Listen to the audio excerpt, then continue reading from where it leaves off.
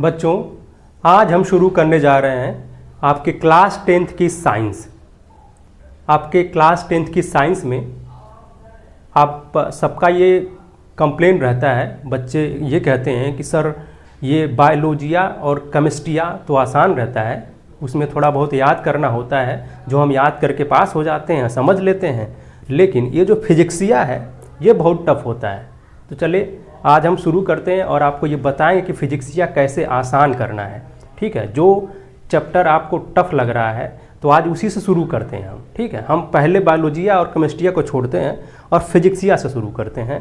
फिजिक्सिया में पहला जो चैप्टर है उसका नाम है reflection and refraction of light. Light का ही रिफ्लेक्शन एक बार और दूसरी बार रिफ्रैक्शन, ये दोनों पढ़ना है इस चैप्टर में। इसको समझने से पहले हम ज़रा ये समझें कि आखिर ये लाइट क्या होती है। ठीक है, लाइट के बारे में बेसिक जानकारी आप सबको है कि लाइट एक ऐसी चीज़ है जो हमें हेल्प करती है, helps to see the object. जो वस्तुएं हैं, चीज़ें हैं, उनको देखने के लिए ये सहायता करती है, देखने में सहायता करती है। कैसे सहायता करती है? क्योंकि कुछ चीज़ें जो ऑब्जेक्ट्स होते हैं, कुछ ऑब्जेक्ट्स ऐसे हैं जो खुद अपनी लाइट प्रोड्यूस करते हैं, उनको सोर्स ऑफ लाइट कहा जा सकता है। जैसे सन है। ठीक है, दो टाइप के ऑब्जेक्ट्स हैं, एक तो जिनके पास खुद की लाइट है, वो खुद लाइट प्रोड्यूस करते हैं तो उनको भी हम देख पाते हैं। दूसरे कुछ ऐसे ऑब्जेक्ट भी हैं, बहुत सारे ऑब्जेक्ट्स हैं जो खुद अपनी लाइट प्रोड्यूस नहीं करते, लेकिन उनको भी हम देख पाते हैं। क्यों? क्योंकि जो ऐसा ऑब्जेक्ट जो लाइट प्रोड्यूस कर रहा है, उसकी लाइट अगर इस ऑब्जेक्ट पर पड़ती है जो खुद लाइट प्रोड्यूस नहीं कर पा रहा है, तो ऐसे ऑब्जेक्ट को भी हम देख सकते हैं। किसकी वजह से? इस लाइट की ही वजह से। ये लाइट जब उस दूसरे ऑब्जेक्ट पर पड़ती है और वहाँ से रिफ्लेक्ट होकर के हमारी आंखों पर आती है, तो हम उस ऑब्जेक्ट को भी देख पाते हैं जो खुद लाइट प्रोड्यूस नहीं कर पाता है। ठीक है, जैसे ये सन है, सन अपनी खुद की लाइट प्रोड्यूस करता है, ये सोर्स ऑफ लाइट इसे कहा जा सकता है, नेचुरल सोर्स ऑफ लाइट। और ऐसे ऑब्जेक्ट जो खुद अपनी लाइट प्रोड्यूस करते हैं उनको कहते हैं लूमिनस। ठीक है, लूमिनस ऑब्जेक्ट्स। और ऐसे ऑब्जेक्ट जो खुद अपनी लाइट प्रोड्यूस नहीं कर पाते, लेकिन उनको भी हम देख पाते हैं। क्यों? क्योंकि लूमिनस ऑब्जेक्ट्स लाइट निकलती है, वो उस ऑब्जेक्ट से टकराती है, रिफ्लेक्ट होती है, और रिफ्लेक्ट होने के बाद हमारी आंखों पर पड़ती है और हम उनको भी देख पाते हैं। ठीक है, तो ये जो ऑब्जेक्ट्स हैं जो खुद अपनी लाइट प्रोड्यूस नहीं करते, उनको नॉन लूमिनस कहते हैं। ये दोनों ऑब्जेक्ट्स को देखने में लाइट हमारी हेल्प करती है। ये बिल्कुल बेसिक जानकारी हम पहले से जानते हैं, लेकिन थोड़ा सा और आगे बढ़ें लाइट के बारे में। तो लाइट एक एनर्जी है। ठीक है, लाइट एक एनर्जी है। अब अगर ये एनर्जी ना होती तो आज जो इतने सारे सोलर पैनल्स लगे हैं ना, सोलर पैनल्स में लाइट आती है और वहाँ से फिर कन्वर्ट होकर के बैटरी में स्टोर हो जाती है, फिर बाद में हम उसको इन्वर्टर की सहायता से यूज़ करते हैं। तो लाइट एक एनर्जी भी है। लाइट एक एनर्जी है, जो एक अलग टर्म, हम थोड़ा सा नया टर्म डाल रहे हैं यहाँ पर, जो इलेक्ट्रोमैग्नेटिक। ठीक है, इलेक्ट्रोमैग्नेटिक रेडिएशन के फॉर्म में होती है। Electromagnetic radiation.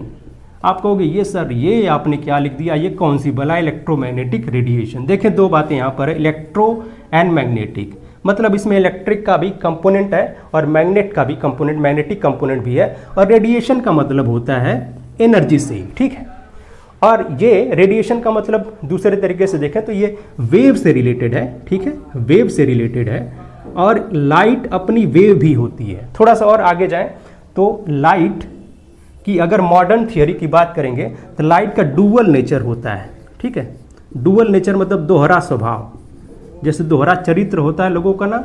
ठीक है, सामने से कुछ और अंदर से कुछ और, सामने से शरीफ और अंदर से बदमाश, वैसे ही लाइट का भी डुअल नेचर होता है। इसके दो नेचर होते हैं। कहीं कहीं पर ये पार्टिकल की तरह से बिहेव करता है और कहीं कहीं पर ये वेव की तरह बिहेव करता है। ठीक है, अगर पार्टिकल की तरह बिहेव करता है तो वो चीज़ हम कहाँ देखते हैं? वो चीज़ हम देख पाते हैं कुछ चीज़ों पर, जैसे शैडो हमारी बनती है। ठीक है, उसमें हम इसके पार्टिकल वाले नेचर को देख पाते हैं। दूसरा जो अपना फोटो इलेक्ट्रिक इफेक्ट है। ठीक है, फोटो इलेक्ट्रिक इफेक्ट ये नए टर्म है, लेकिन फिर भी आप जानिए, फोटो इलेक्ट्रिक इफेक्ट में हम लाइट के पार्टिकल वाले नेचर को देख पाते हैं। वेव वाले पार्ट को, यानी वेव वाला जो नेचर है वो हम देख पाते हैं। ये जो हम चैप्टर पढ़ रहे हैं ना, रिफ्लेक्शन और रिफ्रैक्शन, इसी चीज़ में हम देख पाते हैं, रिफ्लेक्शन और रिफ्रैक्शन में। ठीक है, इसके साथ और भी सारी चीज़ें हैं।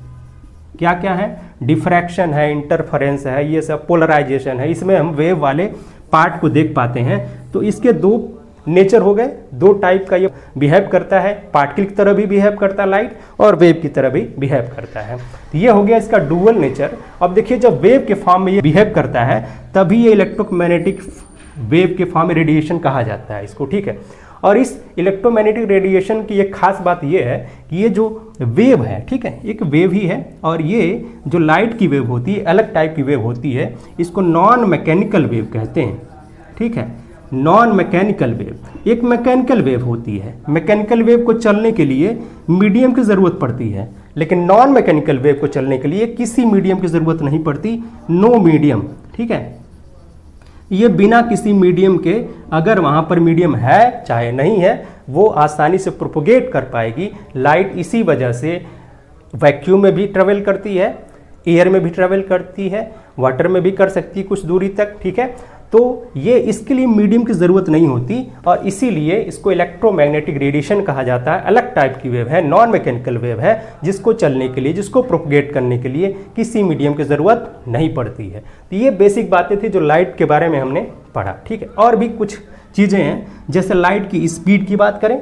लाइट की स्पीड जो होती है, ठीक है, लाइट की स्पीड जो होती है 3 × 10⁸ मीटर पर सेकेंड, ठीक है। ये बहुत बड़ा नंबर है। एक सेकंड में इतना मीटर ये चलती है। अगर इसको किलोमीटर में बदलना चाहें तो क्या करना पड़ेगा हमें? 10⁻³ यानी 1000 से भाग देंगे इसमें। जब भाग देंगे तो होगा क्या? 3 लिखेंगे और 5 10⁵ बचेगा, यानी 5 जीरो इसके आगे लगा देते हैं। 3 हो गया, 4 और 5, ये कितना नंबर हो गया? 3 लाख हो गया। 3 लाख किलोमीटर प्रति सेकेंड। एक सेकंड में इतना किलोमीटर ये चल जाती है, यानी लाइट की स्पीड बहुत ज़्यादा होती है। और जो कमेंट्री में जो क्रिकेट होता है ना, उसमें हमने देखा है कमेंट्री करते हैं कि लाइट की स्पीड से बॉल जा रही है। ऐसा पॉसिबल नहीं है, ठीक है, वो झूठ बोलते हैं। लाइट की स्पीड कितनी होती है? 3 लाख किलोमीटर प्रति सेकेंड। इतनी स्पीड से बॉल जा सकती है क्या? नहीं भैया, वो सिर्फ आपको जो है बेवकूफ़ बनाते हैं। उसके बाद देखो, उसके बाद देखें, ये जो वेव है इलेक्ट्रोमैग्नेटिक वेव, इसका देखें वेव का क्या होता है कि भाई फ्रीक्वेंसी होती है, टाइम पीरियड होता है, वेवलेंथ होती है। तो इसके वेवलेंथ की बात करें, अगर ये वेव है, लाइट अगर वेव है, इसकी वेवलेंथ बहुत छोटी होती है, बहुत ही स्मॉल होती है, ठीक है, वेरी स्मॉल। उसकी कुछ वैल्यू भी है, क्या है भाई? 4000 एंगस्ट्रॉम से लेकर के कहाँ तक? 8000 एंगस्ट्रॉम। बहुत छोटी वैल्यू होती है ये वेवलेंथ बहुत छोटी होती है। और बहुत ही छोटी स्मॉल वेवलेंथ की वजह से होता क्या है कि ये जो लाइट है वो ऐसा लगता है कि स्ट्रेट लाइन में ट्रेवल कर रही है, सीधी रेखा में चल रही है। तो लाइट की जो तीसरी प्रॉपर्टी या कई सारी प्रॉपर्टी तो हमने बता दिया। नेक्स्ट जो प्रॉपर्टी वो क्या है कि लाइट जो ट्रेवल करती है वो स्ट्रेट लाइन में ट्रेवल करती है। Light travels in straight line, ठीक है, सीधी रेखा में ये चलती है। क्यों? क्योंकि इसकी वेवलेंथ बहुत कम होती है, और जब वेवलेंथ कम हो तो वो बिल्कुल सीधी रेखा की तरह दिखाई देती है। उसका जो रास्ता है वो सीधी रेखा की तरह दिखाई देता है, ठीक है। और बच्चों, ये जो लाइट का जो नेचर है, जो प्रॉपर्टी है कि ये स्ट्रेट लाइन में चलती है, इसका कुछ नाम भी होता है। स्ट्रेट लाइन में चलने वाली प्रॉपर्टी को कहते हैं रेक्टिलिनियर, ठीक है, rectilinear propagation of light. Propagation का मतलब होता है चलना। तो इसका जो प्रोपगेशन है वो रेक्टिलिनियर होता है, और ये बताता है कि भाई रेक्टिलिनियर प्रोपगेशन ऑफ लाइट, कि लाइट एक स्ट्रेट लाइन में चलती है। रीज़न हमने बताया कि इसकी वेवलेंथ बहुत छोटी होती है as compare to the object जहाँ से ये टकराती है, जहाँ से रिफ्लेक्शन होता है, जहाँ से इसका रिफ्रैक्शन होता है, उसके कंपैरिजन में वेवलेंथ बहुत कम होती है। इस वजह से लाइट जो है स्ट्रेट लाइन में चलती हुई नज़र आती है, स्ट्रेट लाइन में ये चलती है। तो माना जाता है कि लाइट जो है स्ट्रेट लाइन में चलती है, ठीक है। अब देखें कुछ बातें हैं यहाँ पर जो बताना चाहेंगे आपको। जैसे लाइट की वेव तो हमने जाना, लाइट एक वेव है, एक पार्टिकल ही है। तो अगर हम इसको वेव मानते हैं तो एक सिंगल वेव को, ठीक है, एक सिंगल वेव को हम कहेंगे लाइट की रे, लाइट रे, रे ऑफ लाइट कह सकते हो आप, ठीक है। तो एक सिंगल वेव, ठीक है, a single wave of light, light की एक सिंगल वेव को is called is called the ray of light. Light की रे कहा जाता है। रे मतलब हिंदी में कहें बात करें तो ये किरण हो गई, ठीक है। अब देखें किरण कैसे बनाते हैं। जैसे मान लिया कि यहाँ पर कोई सोर्स है जहाँ से लाइट निकल रही है, तो यहाँ से जो निकल करके लाइट जाएगी चारों तरफ जाएगी और ऐसे तीर बना करके इसको दिखाएंगे कि ये लाइट की रे है, ठीक है। तो लाइट की रे एक सिंगल वेव होती है। वेव के बारे में हमने बता दिया कि लाइट का जो ड्यूअल नेचर होता है, एक नेचर उसका ये भी होता है कि लाइट वेव की तरह से काम करती है, बिहेव करती है। तो इससे जो है एक वेव से बन जाता है एक लाइट की रे। आगे बढ़ें, दूसरा बीम की बात करते हैं। लाइट की बीम जो होती है वो क्या होती है। लाइट की रे हमने जाना, अब लाइट की बीम क्या होती है। देखें जो लाइट की रे है अगर वो ढेर सारे नंबर में हो जाए, उनकी संख्या ज़्यादा हो जाए, ठीक है, तो या फिर कह सकते हैं a bundle of light rays, light की रे का एक बंडल हो, ठीक है, is called the beam of light. उसको लाइट की बीम कहा जाता है, ठीक है। अगर हमने ढेर सारी लाइट की रे को एक साथ ऐसे बंडल के फॉर्म में बना लिया है तो वो लाइट की बीम कहा जाएगा। आगे बढ़ते हैं, एक पैरेलल बीम ऑफ लाइट भी होता है, ठीक है, जो ढेर सारी बीम को मिला करके बनता है, ठीक है। अगर ढेर सारी बीम हो, जैसे मान लिया कि ये लाइट की रे है, लाइट की रे आई, लाइट की रे आई, ये सब रे हैं, ठीक है, इसको मिला करके हमने बीम बना दिया। एक बीम हो गई है। दूसरी बीम भी अगर हमने क्या किया, ऐसे लाइट की रे को कंपोज करके बनाया, इससे बना हुआ लाइट का ये बीम है। दो बीम दिखाई दे रहे, ऐसे 3 बीम 4 बीम चाहे जितनी बीम हो सकती हैं, इसको कहेंगे parallel beams of light, light की पैरेलल बीम्स।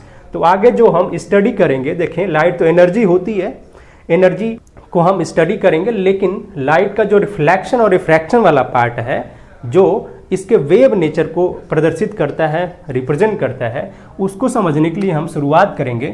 जो भी हम पढ़ेंगे, स्टडी करेंगे, वो लाइट रे को लेकर के, लाइट की एक रे को लेंगे, ठीक है, पूरी बीम को नहीं, लाइट की एक रे को लेंगे और उससे हम क्या करेंगे, लाइट के रिफ्लेक्शन और रिफ्रैक्शन को पढ़ेंगे, ठीक है।